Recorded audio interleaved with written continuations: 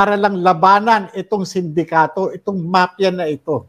Para labanan. Kaya Lisa Marcos, kasama niya si James Kumar, ay pwede kang bigyan ng sakit sa puso ng instant. So ngayon, dahil siya na ginugurgor, nararamdaman niya yung bangis ng mga bangag dahil gusto siyang, hindi lang siya, kundi ang kanyang mentor, ang taong tumulong sa kanya at nagtiwala sa kanya. Saan ka ba naman nakakita na mayroon tayong Pangulo ng Republika ng Pilipinas na involved sa maintenance ng drug den? Ang sa akin lang, ang pinararating ko sa sambayan ng Pilipino, ang inyong agent ng bayan, kailanman ay hindi luluhod dito sa mga bangag na ito, no? Sa mga addictus benedictus na ito. Sapagkat ang inyong agent ng bayan ay hustisya nang huhuli. Bagamat tinanggal lang naman nila sa akin is yung yung aking kumbaga sa baluti. Pero yung aking pagiging alagad ng batas ay nasa aking puso't isipan. Nandito na to Nandito na eh. Ito na yung ko. Kaya kahit ano pa ang gawin nila na sa akin, talagang hindi ako titigil na ipatupad kung ano yung nararapat. Sa pamamagitan nitong paghahayag ng katotohanan, sa tulong nyo, Binibining Maharlika, sa tulong ng ating mga kasama, nila Cathy, nila Atty. Glenchong, nila Atty. Vic Rodriguez, nila Atty. Trixie Cruz, nila Dr. Lauren Badoy, at Ika Eric. Tuloy-tuloy tayo para sa bayan, para sa katotohanan. Kung ano yung ipinaglaban nung matandang Rodrigo Duterte, inalay niya yung kanyang yung kanyang buhay para lang labanan itong sindikato, itong mafia na ito, para labanan. True. Kaya lang hindi naging hindi naging sapat sapagkat may limitasyon yung kanyang kapangyarihan at yung kanyang termino. Kaya nga sa pamamagitan nating taong bayan, hindi dahilan na tayo ay pagbabantaang ipakukulong o igugurgurin, hindi dahilan yun. Huwag tayong titigil. Dahil ang inyong agent ng bayan, ito lalo ang nagiging motibasyon para labanan ng harapan. Ngipin sa ngipin, noo sa noo. Yan.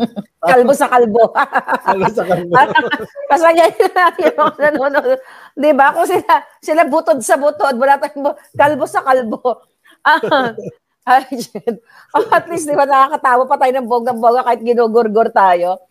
Agent, alam mo, nung mga nag-uusap tayo ng, yun nga, sa case mo, nabanggit mo naman sa akin na sinasabi mo na mukhang ayun naman, naniniwala naman yung judge. Di ba? Sa iyong, kaya lang biglang nagbago ang, liihip ng hangin.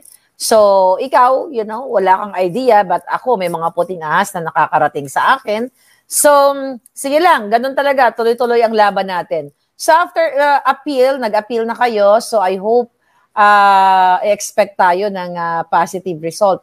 And let's say for example, pag favorable ang magiging result para sa iyo, ano ang magiging nito? Let's say nag-favor ang appeal sa iyo. Ano ang acquittal. Okay, acquittal na. Oo, acquittal. Kung pagka reverse ng ang titingnan lang naman diyan is yung yung proseso.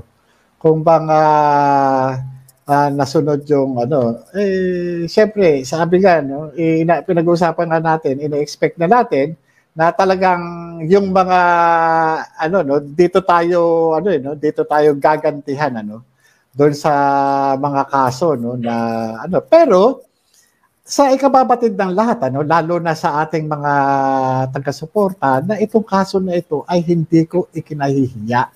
Bagkus ikinararangal ko pa at ng aking pamilya sapagkat minsan sa isang sulok ng buhay ko ay nakapagpalaya ako ng taong wala namang kasalanan.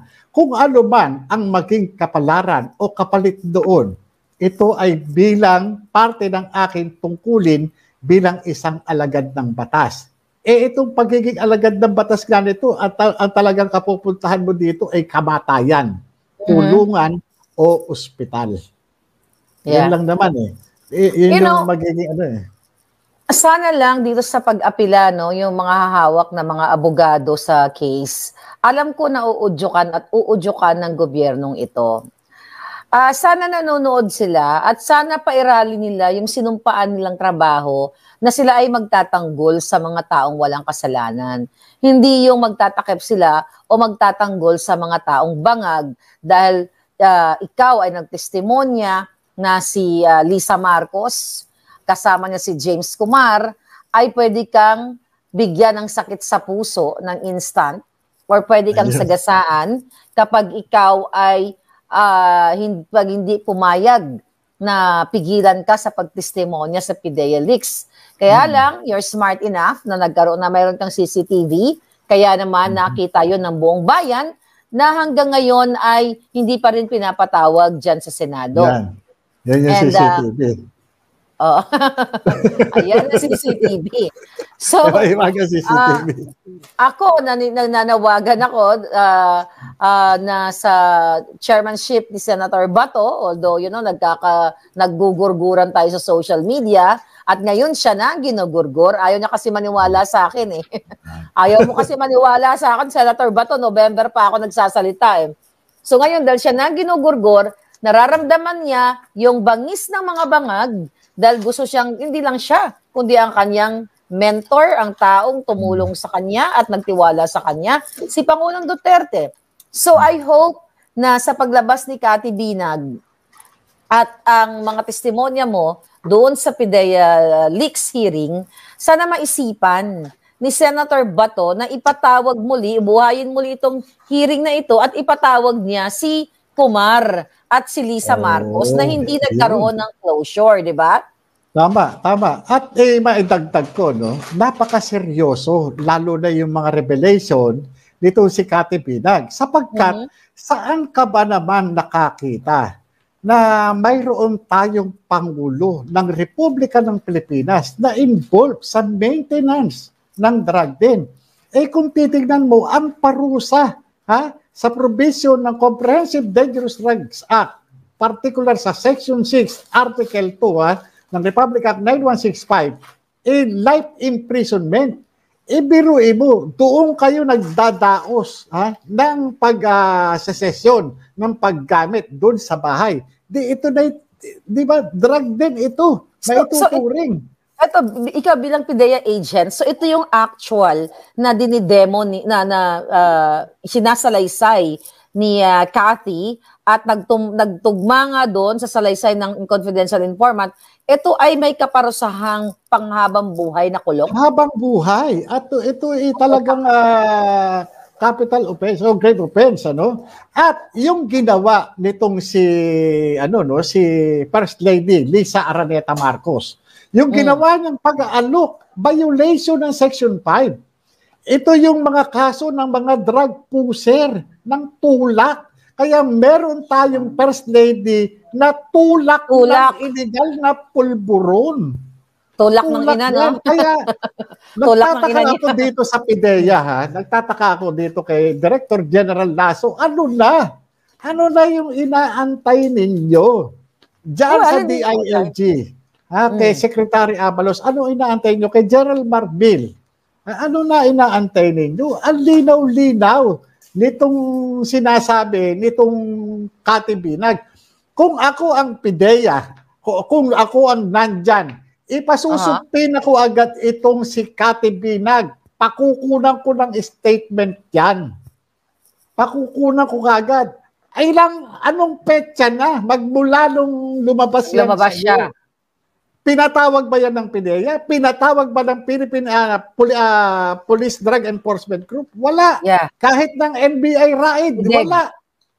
Di ba? Tahimik sila lahat. Walang kaya nga, ang nangyayari dito sa atin, nagkaroon na ng conspiracy, grand conspiracy na ito para i-cover up itong na ito. Wag na lang sa media na hindi nila inilabas eh. Kasi hindi naman talaga nila ilalabas. Oo, doon na lang tayo, doon sa mga law enforcers na mayroong mandato ng batas. Sapagkat itong implement at pag-enforce ng Comprehensive Dangerous Drugs Act, kinakailangan, ang lead agency rito is yung PIDEA. At meron siyang deputized agencies katulad ng PIDEG at ng NBI, RAID. Bakit sila tahimik? Wala bang magpapatawag dyan? Oh, Judge! Judge Santiago, Jaime Santiago, pulis ka. Itong sinasabi ng babae na to, hindi mo ba ipatatawag ito? Meron kayong moto proprio. Bakit hindi nyo ipatawag ito? Ha? Kung sinungaling yan o kung totoo, patawag ninyo. Hindi yung ating yung Senado. Di ba? Moto proprio lang. Moto proprio. Kung ako happy, patawag yan. Sige, dito. Ano yung sinasabi mo? O, di ba? O, bakit walang ganun? At buong pamilya, kanina ng interview, at kasama pa ang dalawang anak. Doon sa pamilya, mayroong doon, tignan mo, public officer, elected official yung isa. Elected official pa. Saan ka ba naman nakakita niyan? Kasi kayo, di ba, pag sa PIDEA, pag may nagtip lang, o dito sa kanto na yan, sa bahay na puti na yan, o sa bahay ng napapaligiran ng ahas, dyan may nagpa-pot session, may nagpupulburon session yan. So, di ba, automatic, nagko-conduct kayo ng investigation. Ang ginagawa nyo, let's say ako sasabihin ko, agent ng bayan, yung mga hudas na yan, yung pamilyang yan, Lisa Marcos, Araneta, at yung asawa niya at ang kanyang pamilya, gabi-gabi yan nagsisesyon. Okay? Nagpupulburon, sumisinghot.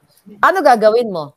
Noong ako ang hepe ng investigation, no, doon sa isang doon sa intelligence investigation service ng PIDEA, hindi ako mag-aatubili na mag-dispatch o ako mismo kasama sa operation.